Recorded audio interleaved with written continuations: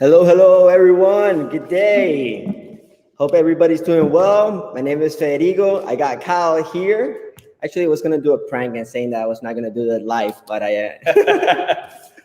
but we can. You see my nice tan from Hawaii. I'm very excited. Kyle already has the tan. He's been here all of his life, basically. But first of all, thank you for joining us today here at the TheRumLab in Savvy. We're super excited to do our first live distillery. I do look taller than Kyle, but he's actually we agreed to stay 6 feet apart, so that way I look taller. Because if he stand next to me, you'll see in any minute he's like 10 feet higher, and I'm like a little midget from Puerto Rico. Anyways, but today's agenda, really quickly, for those who are joining us for the first time, to your right, there's a chat box, and I see a lot of activities. I'm super stoked to see that I see Tiffany, Joannes, Lisa, John Atkins, Teresa, Brad from Panama, Richard from New Zealand, the Spirit Museum, and Will, my partner here at Savvy. At the same time, if you have any questions during the event, there's an ask question area right in the very bottom. Please add it. Where we are right now, the internet and the Wi-Fi and the cell phone signal could be a little bit choppy, so have patience with us. We'll try to do our best. If you're watching us on Facebook, come on to Zavvy, ZAVVY.co, so you can participate through the Q&A and participate with all the beautiful people here in the chat. Today's agenda says 30-40 minutes, but I think it's going to be a longer live stream. And don't worry, everything is going to be here. We'll just keep it. You'll be able to watch it over and over, and it's going to be always available for free, this particular live stream that we're doing. We'll have some contact information that actually I'm going to share now, and then we'll go through a Q&A. Really quickly, today's topic is live from Kō Hana Distillers, and we're going to deep dive and go into a lot of details, especially the ground, the sugarcane, different types of sugarcane. We're going to talk about going to the distilling area, talk about fermentation, aging at the cellars, their fermentation process. It's going to be phenomenal. If you want more information about Kō Hana Rum, this is their website. You can also, usually these are things that I do at the end. I don't know how the internet is going to be, so I'm a little bit nervous. But here you have also my next live stream, which is going to be in Spanish. We start our program, which means aquí se habla de ron. Is that here we talk about rum, and it's like, do we drink whiskey or rum? Which one should you drink? And I have a great round table. If you want to sponsor Savvy, this is the best way to do it for noblecane.com and Patreon, which those $5 a month really helps us to cover some of our expenses. Certainly not my trip here to Hawaii, but it certainly helps. All right, let's go to, enough said. Let me put on the big screens here. And then what we're gonna do, I'm gonna do with Kyle, the first thing, we're gonna talk about different topics, right? We mentioned that we're gonna talk about the land, the sugarcane, distilling, fermentation, distillation, aging. So what we're gonna do is we're gonna go on a car to the farm to talk about the different types of sugarcane stocks and the variety and the ground, which is very important here in Hawaii. I'm gonna change to a different screen.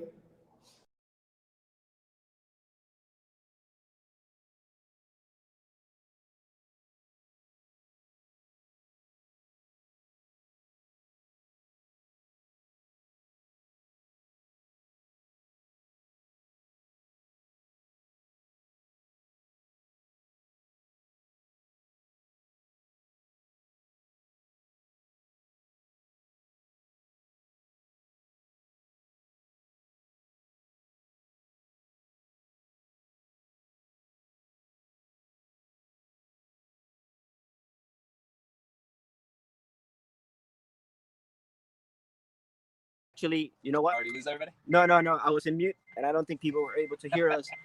But we're getting on right now in the car.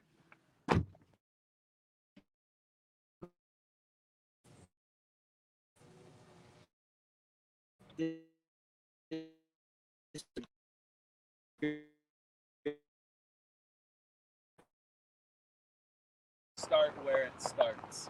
Where it begins is the cane field. So the fact that we're able to share that with everybody, we're very grateful. So thanks for tuning in today, and hopefully you learn a thing or two and get to see what it is we do up here in Kunia, which is central Oahu, old school sugarcane land, and then besides that, pineapples afterwards. So everything that you're going to see today on this particular farm used to be Del Monte land, so really unique and fits into a colonial picture of Hawaii in a really particular way, and we'll show you what we're doing. You see how the ground is super nice and brown. It's clay. It looks very similar. It's more towards clay than your regular brown ground, in my impression. Lots of red dirt. I call it shower twice dirt, because you can't get it off with one shower. So let's pull up. I'll take us somewhere we can talk a little more directly. Let's see. So here are part of your equipment of the distillery. Yeah. Here, I'll go back. You can point that out. Back over here. Yes. So that's our mill. It can crush about 1,000 pounds per hour, a little more than that. All of it gets juiced right here in the field. So cut, juiced, and then you can see the compost piles of bagasse sitting behind it, ready to get tilled back in or laid out on new fields. Can we pass by later again through here? Yeah, for sure.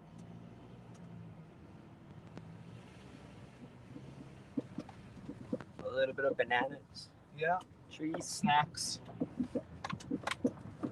So we'll pull over and stop up here, and I can give everybody a little bit of a baseline as to what it is we do here at Kō Hana. This will be a good spot. Okay, we made it safe and alive.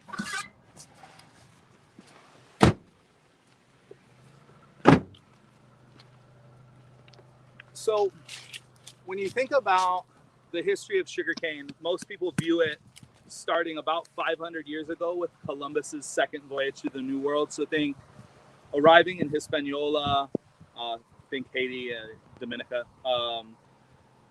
populating all of the islands of the Caribbean, eventually coming across the southern United States. You get the birth of a nation, you get slave trade, you get Johnny Depp movies, you have lots of things that occur because of the traveling of sugar, right? Great things and horrible things. And then eventually in the 1800s, sugar plantations make their way to Hawaii as Western contact gets here. That's generally the way the story gets told, but what most people don't realize is we actually have had sugarcane in Hawaii for 1,000 years. 500 years before the Caribbean had sugarcane, we were able to have cane here on the island. So when you think about all of these plants, like we're looking at Mahayula right here. One second. Just to make sure. All right. How we doing? Can everybody hear us? Yeah. Will, if you can send me a text message just to make sure that our video is being seen, it'll be awesome. I see that we're still live.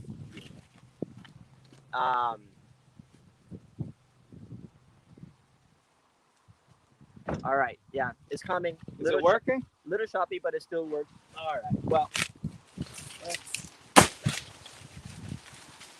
so when you guys think about sugarcane, you probably picture these like really tall green grasses. Yes.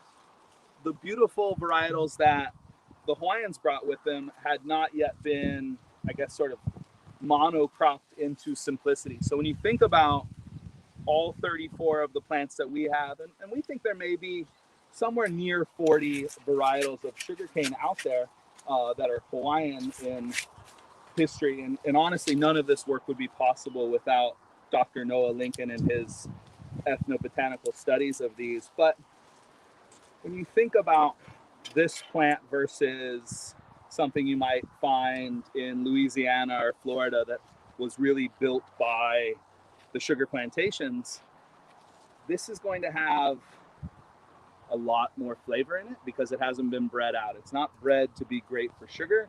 It's bred in no way at all except for it to be exactly what it is. It is just grown. So really fantastic. Mahiula. Let's walk 2 steps up here and show you one other varietal that we find to be really important.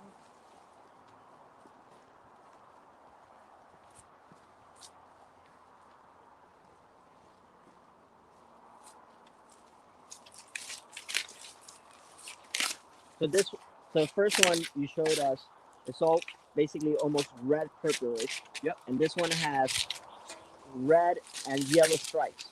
Yeah, I think even further up, if you look here, you actually get more green. So this is Oh, Pacovelli, and it's actually sort of splitting up here at the top. So maybe this one will be better. But if you look where it hasn't been stripped of its leaves and bleached out, you get this really bright green and red striping pattern. It works its way through the leaves. So this variegated, look of these is something that you just don't find in commodity era sugarcane. So really, really fantastic. And we talk about this all the time, but sugarcane, the way we look at it as a plant, as opposed to as a commodity, they're all going to have different flavors. So just like a vintner uses Cabernet Sauvignon to a certain end, we're going to use Pacovelli that way. We're not going to treat them all as if they're the exact same thing. So obviously, this is not that. Yes. And we don't treat them that way. We only do single varietal rums. It's a really interesting project to be a part of because we're incredibly singular in everything that we do here. It's single varietal, it's single batch. Like we do it the hard way intentionally. I always tease, like we do no shortcuts. We don't ever import anything.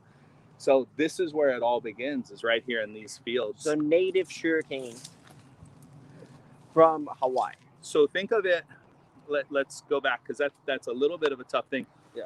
Before Hawaiians arrived here, yeah. you can think about 1000 AD.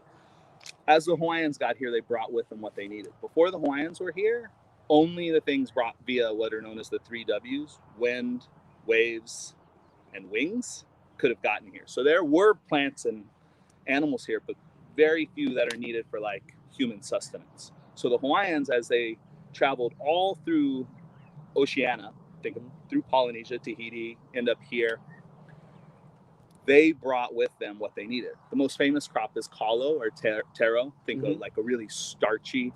They brought dogs, they brought pigs, they brought ulu, which is breadfruit, and they brought ko, which is the Hawaiian word for sugarcane. So Kō Hana, the work of the sugarcane, is exactly what we are. So these are not endemic to Hawaii, but they're what's known as canoe crops. Honestly, noble canes. Cane. And for years, right? So these have been being grown here since the very first Hawaiians got here, so 1,000 years. And there's a little bit of debate as to how many actual plants got here in the very beginning. So maybe 7 arrived. In over 1,000 years, they mutated and changed.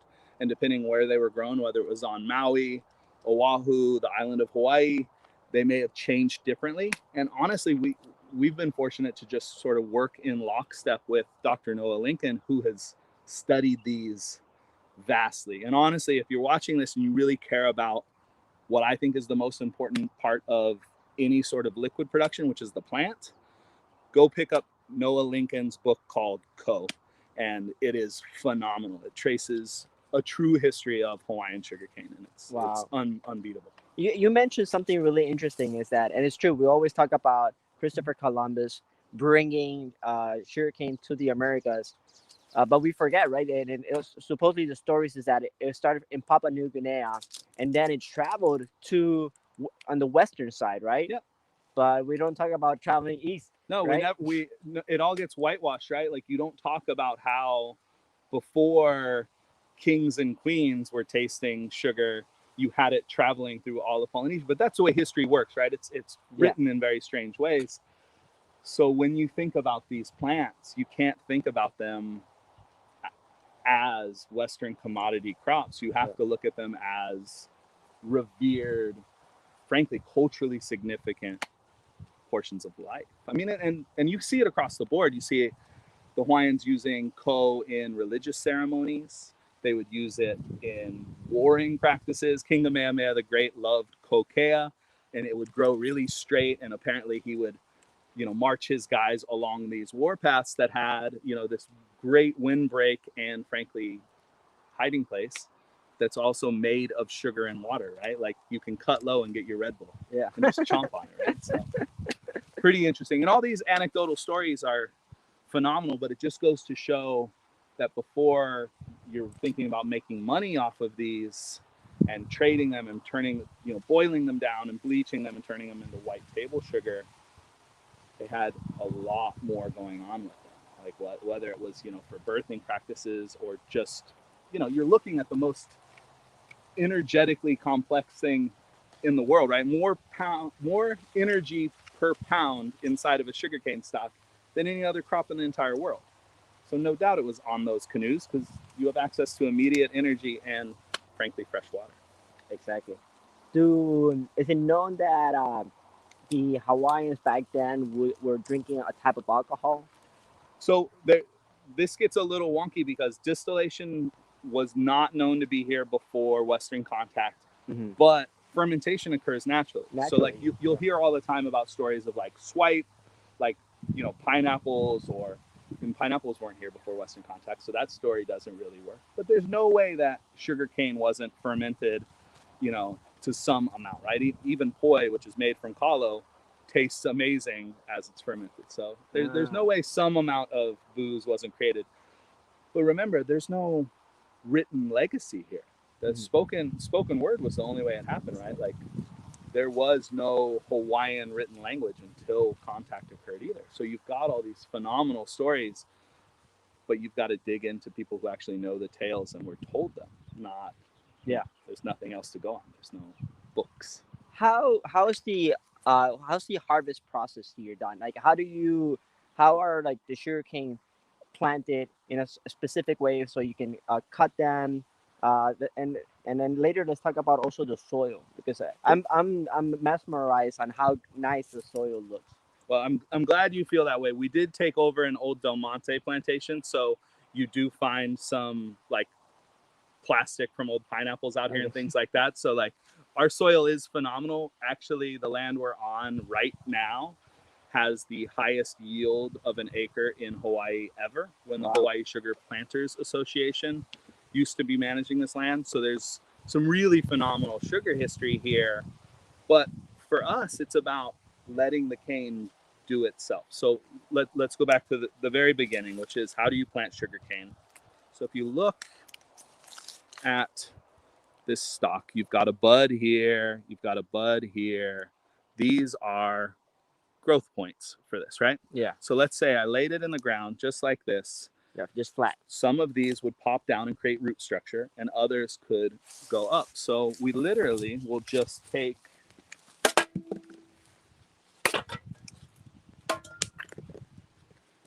and those were terrible cuts. I got to get a better knife, but you'll take these small, we'll call this seed, and we will just dig a furrow, plant that in there, and after about a month, you might find yourself with, 70, 80% germination. So it's really just cutting down our current crop, laying it, and you can get about a 10x growth from that. So when you're looking at this, like by the end of this year, we'll have around 320 acres of sugarcane.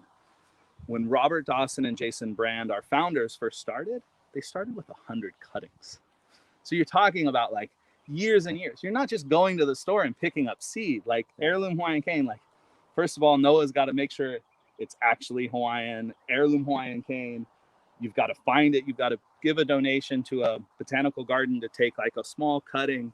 Then you got to plant it out. And the next year you get 10x that. And then you grow and you grow. It takes forever. So like we've been at this for 12 years on the farming side.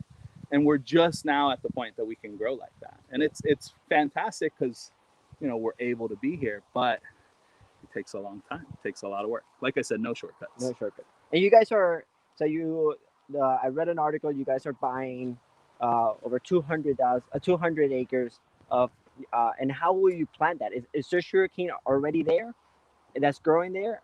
No, Or so this is- it was land that had a little bit of cacao on it, but nothing else.